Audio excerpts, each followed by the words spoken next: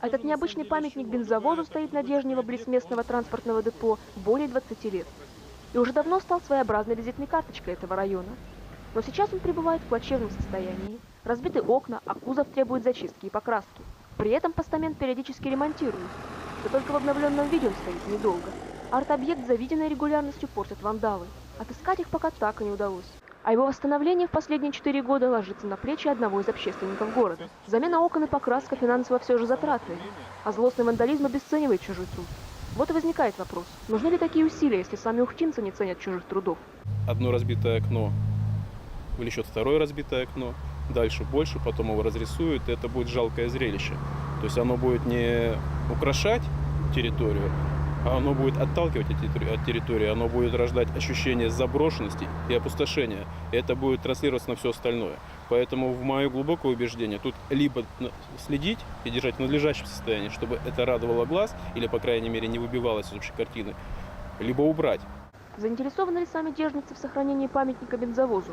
С таким вопросом к горожанам сейчас обращается общественник. Возможно, памятник устарел не только с виду, но и сам по себе уже не актуален. А потому не стоит дальше вкладывать средства в его обновление. Впрочем, жители района пока и сами для себя, видимо, до конца не решили. Мнения представителей разных поколений расходятся. Это место, оно у нас давно, издавна. Тут когда-то была большая транспортная контора, одна из крупнейших в Коми, можно сказать.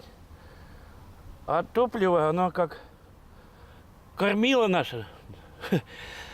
Через него все движение осуществлялось. Весь транспорт двигался на топливе. Конечно, нужен. Конечно, нужен. Потому что все Он же почти с самого основания. Да. С самого основания он нужен обязательно. Только что обидно, что вот стекла побили. Вот что есть такие варвары, которые Да, да. не уважают вот памятники. Металлобаза, зачем он там нужен? Так, а если его снесут, это будет, в общем-то, не потеря, да, для Дежнева? Нет. А какая потеря должна быть? Дабы окончательное решение о судьбе памятника бензовоза все же было справедливо, сейчас в Ухте идет опрос. В одной из социальных сетей с символичным названием «Казнить нельзя помиловать». Как отмечает инициатор, людям важно почувствовать личную ответственность за происходящее вокруг. Пусть даже речь идет о судьбе арт-объекта. К слову, на призыв решить судьбу бензовоза откликнулись уже более 500 человек. Пока сторонников вердикта помиловать в 5 раз больше. Виктория Науменко, Олег Белькеев, телеканал Юрган, Ухта.